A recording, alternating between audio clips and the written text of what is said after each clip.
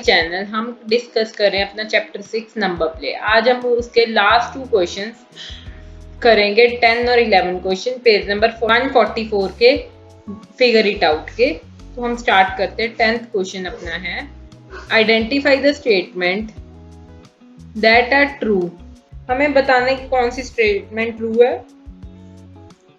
First है, the expression 4m-1 always gives odd number.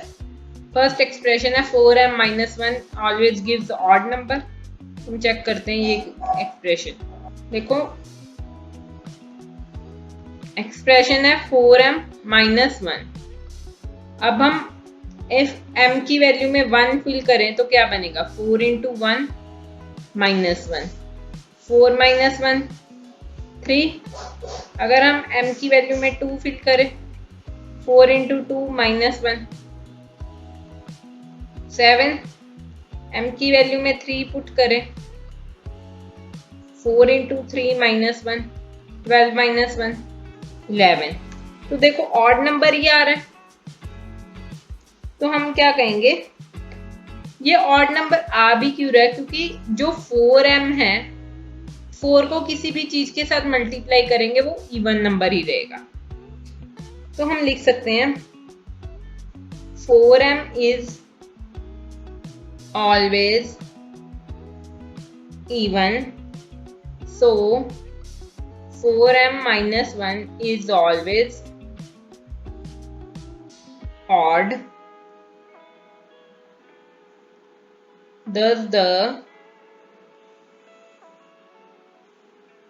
statement is true।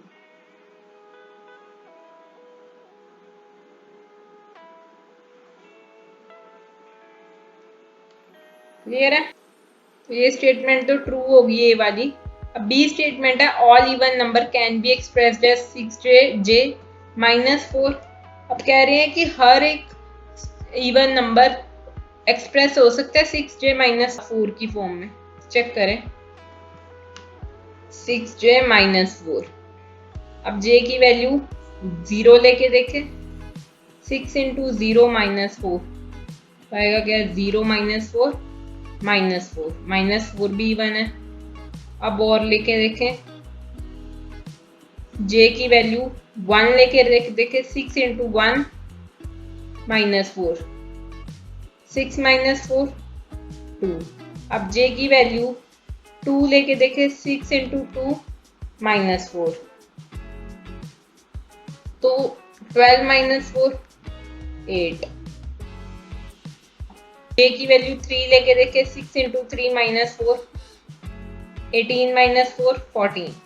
तो अब देखो, अब जब j की वैल्यू निकाल रहे हैं तो उसमें हमें, अब जब हमने एक्सप्रेशन को सॉल्व किया तो आ तो इवन नंबर है, पर सारे इवन नंबर आ रहे हैं नहीं, क्योंकि ये देखो -4 उसके बाद 2 आया, फिर 8 आया, फिर 14 आया, पर इसके बीच में 4 भी है 6 भी है, वो तो आई नहीं। तो ये एक्सप्रेशन से सारे इवन नंबर नहीं आ रहे, तो हम लिखेंगे sum even number can be expressed in the form of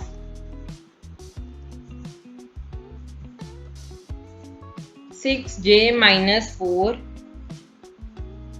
but not all,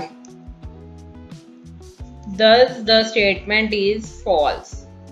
कि सारे हम शो नहीं कर सकते, कुछ कुछ शो कर सकते हैं नंबर्स को, तो ये स्टेटमेंट तो हमारी फॉल्स होगी। अब सी स्टेटमेंट है, both expression 2p + 1 2q-1 describes all odd number. तो कह रहे हैं कि ये सारे ऑड नंबर को डिस्क्राइब करेगी एक्सप्रेशंस। तो चेक करते हैं, तो 2p + 1 एंड 2q-1। अब पहले p की वैल्यू 0 लें, तो आंसर क्या आएगा, 2 0 + 1 0 + 1 1। अब p की वैल्यू 1 पुट करके देखें, 2 इंटू 1 + 1 2 + 1 3। अब p की वैल्यू 2 पुट करें, 2 इंटू 2 + 1 4 + 1 5। अब p की वैल्यू 3 पुट करें, 2 इंटू 3 प्लस 1, 6 प्लस 1 7। तो इसमें तो देखो ऑड नंबर आ रहे हैं और सारी ऑड नंबर आ रहे हैं, 1 3 5 7। अब ये वाली एक्सप्रेशन में चेक करते हैं 2q माइनस 1 में।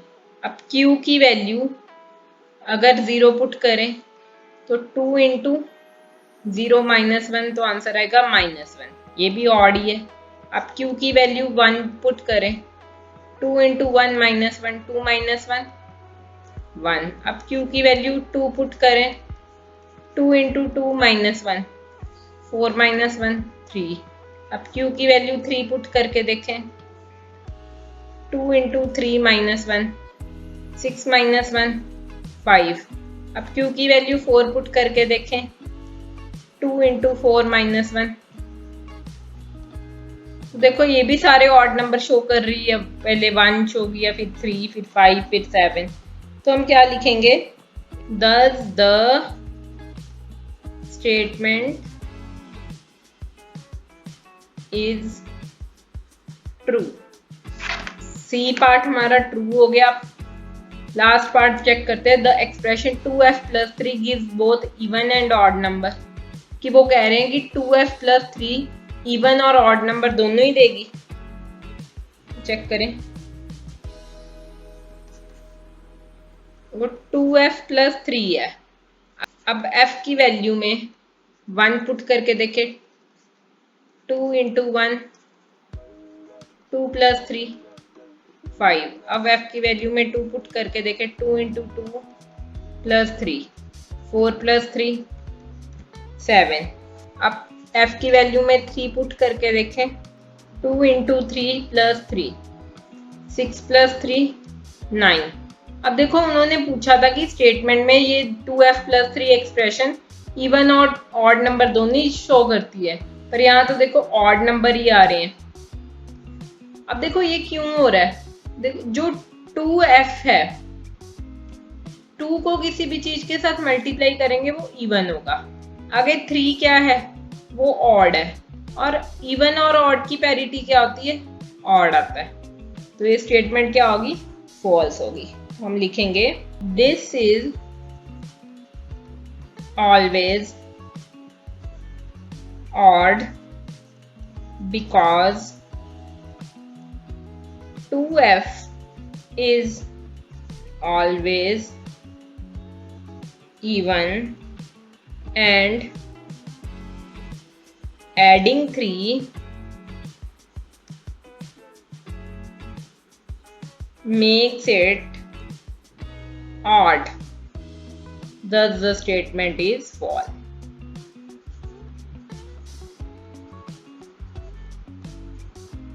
क्लियर हो गया ये फॉल्स क्यों है, ये स्टेटमेंट तो फॉल्स होगी।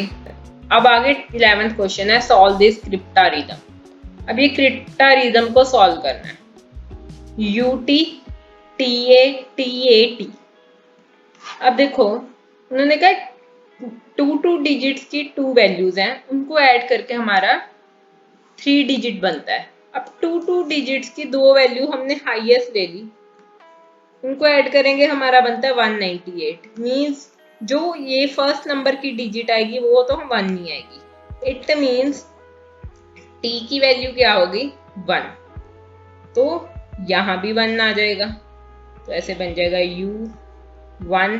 अब यहाँ भी 1 आ जाएगा, फिर a, फिर 1, फिर 1। अब यहाँ बीच में सेंटर में क्या आएगा, अब देखो यहाँ पे 1 है।